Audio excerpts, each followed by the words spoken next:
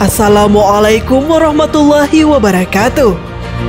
Sahabat Buya Milenial, kematian merupakan suatu hal yang pasti terjadi bagi setiap makhluk hidup, tak terkecuali pada manusia. Kapan seseorang akan meninggal pun sudah ditetapkan oleh Allah Subhanahu wa Ta'ala. Bila telah digariskan waktunya, siapapun, kapanpun, dan dimanapun kematian akan datang.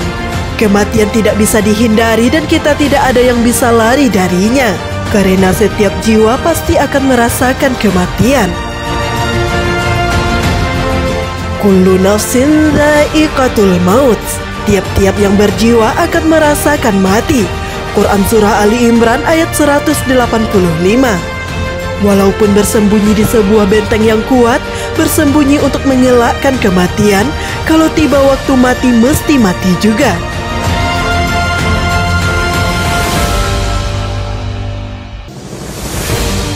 Allah Subhanahu wa Ta'ala berfirman, di mana saja kamu berada, kematian akan mendapatkan kamu, kendati pun kamu di dalam benteng yang tinggi lagi kokoh. Quran Surah An-Nisa ayat 78. Dalam ayat yang lain, Allah Subhanahu wa Ta'ala juga berfirman, katakanlah, sesungguhnya kematian yang kamu lari daripadanya, maka sesungguhnya kematian itu akan menemui kamu. Kemudian kamu akan dikembalikan kepada Allah yang mengetahui yang gaib dan yang nyata. Lalu Dia beritakan kepadamu apa yang telah kamu kerjakan. Quran Surah Jumu'ah ayat 8. Sahabat Buya Milenial, sejatinya kematian bukan menjadi akhir dari segalanya, tetapi kematian adalah awal dari mulainya tahapan di dalam kehidupan akhirat. Kematian bukanlah menjadi kemusnahan, melainkan suatu pembaharuan serta perpindahan awal hidup yang sebenarnya. Karena dalam agama Islam, kita mempercayai adanya kehidupan setelah mati. Kehidupan yang dijalani di dunia ini hanyalah sebuah permainan dan tempat singgah untuk sementara saja. Berikut ini bahasan 8 tahap kehidupan setelah mati. Sebelum lanjut, jangan lupa like, subscribe, dan share. Apa yang kamu tahu, yang lain juga harus tahu.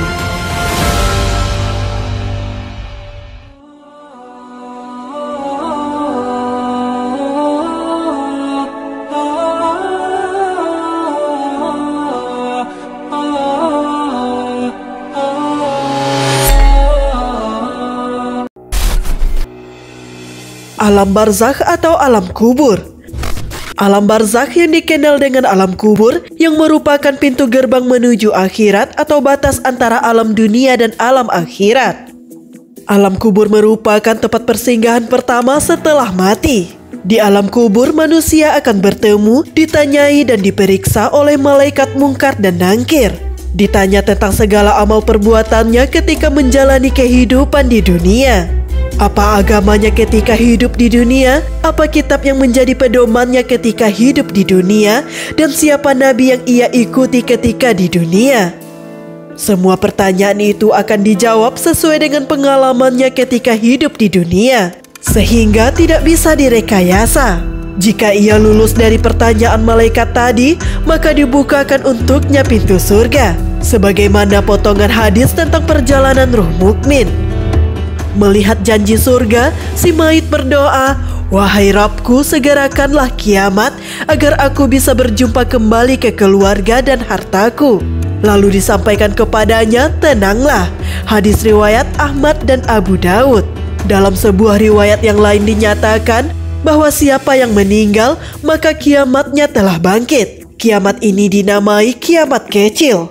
Saat itu yang bersangkutan dan semua yang meninggal sebelumnya hidup dalam satu alam yang dinamai alam barzakh. Mereka semua menanti kedatangan kiamat besar yang ditandai dengan peniupan sangkakala.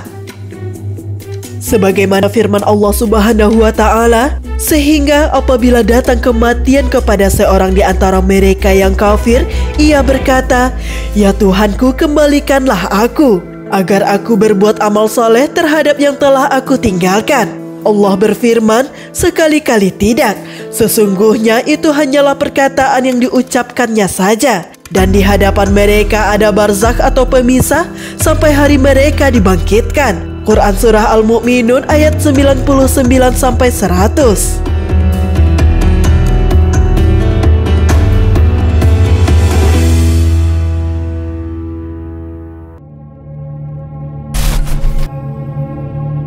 Yaumul Ba'ats.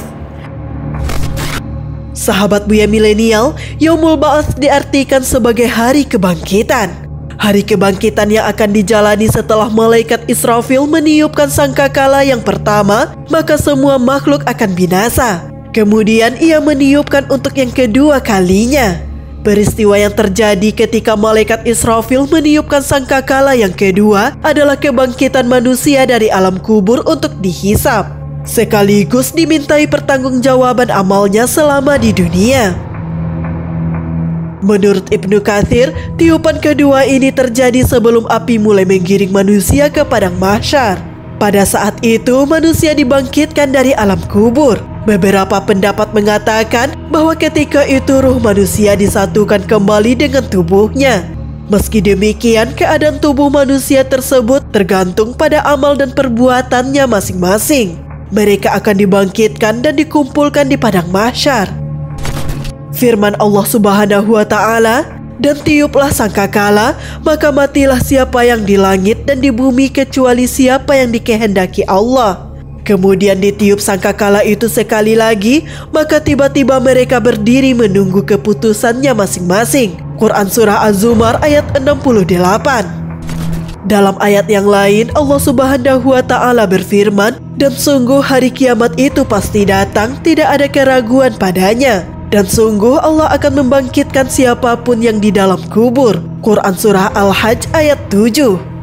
Dari ayat tersebut diketahui bahwa malaikat Israfil akan meniup sangkakala 2 kali. Tiupan pertama dilakukan sebelum kiamat dan tiupan yang kedua dilakukan sebelum manusia dibangkitkan dari alam kubur.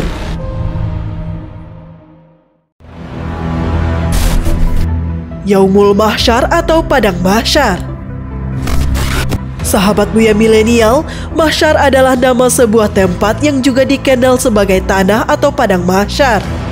Setelah semua makhluk dibangkitkan tanpa terkecuali, termasuk golongan jin, manusia, dan hewan.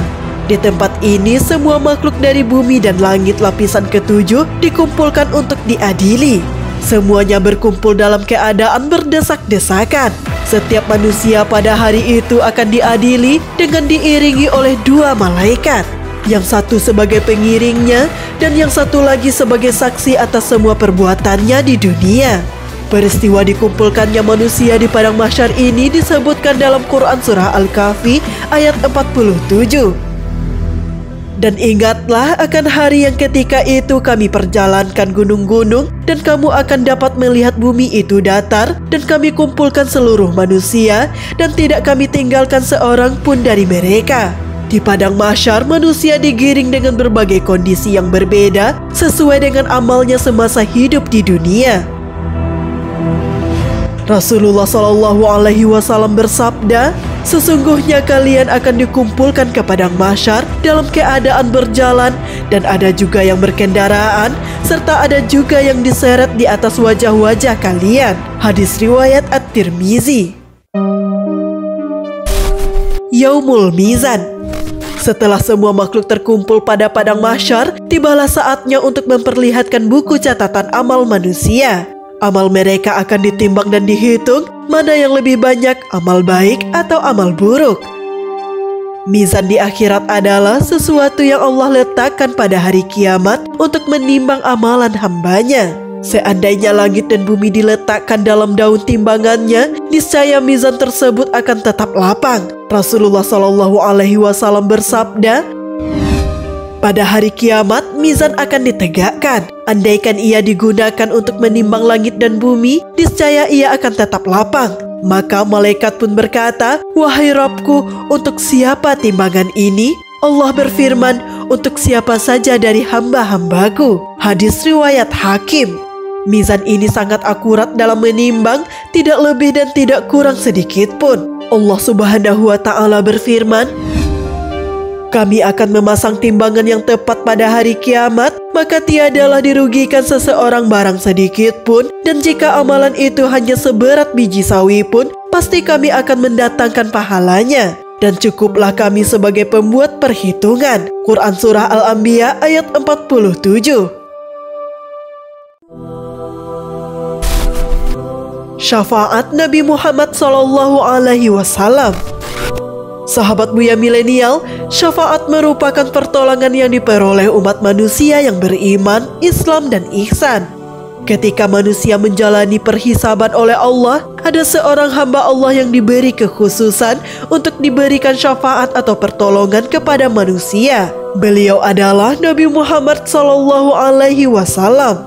Orang yang diberi syafaat tentulah orang yang diridhoi atau disukai Allah. Ketika kesusahan yang mereka rasakan semakin memuncak, akhirnya mereka mencari orang yang dapat memberikan syafaat agar Allah Ta'ala segera mempercepat keputusannya.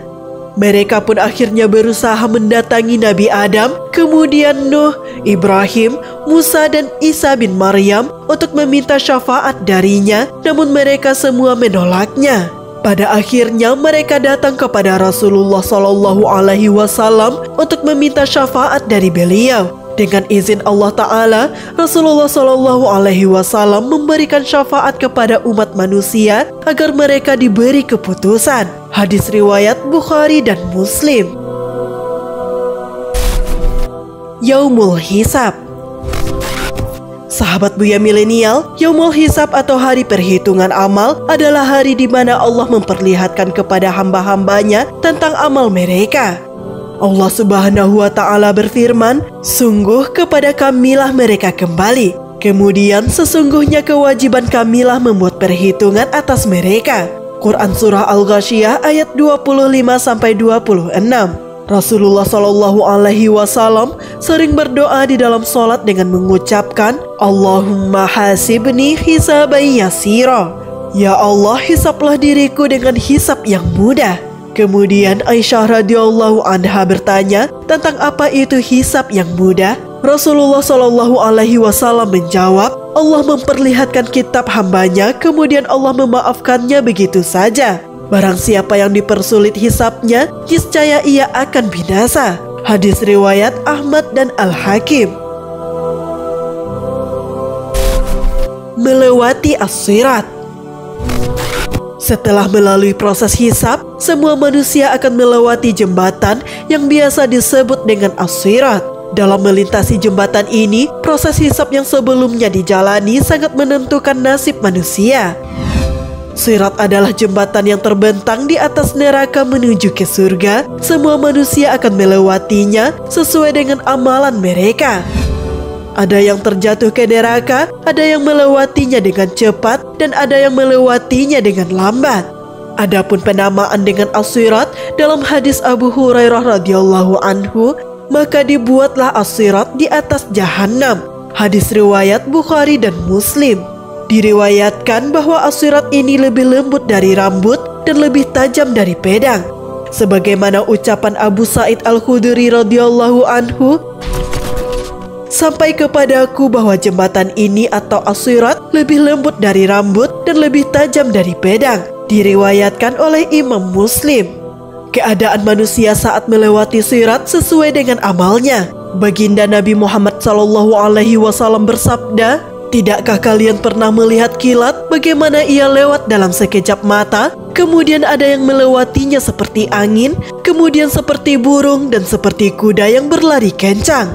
Mereka berjalan sesuai dengan amalan mereka. Nabi kalian waktu itu berdiri di atas sirat sambil berkata, 'Ya Allah, selamatkanlah, selamatkanlah,' sampai para hamba yang lemah amalannya, sehingga datang seseorang lalu ia tidak bisa melewati kecuali dengan merangkak." Hadis riwayat Muslim. Surga atau neraka.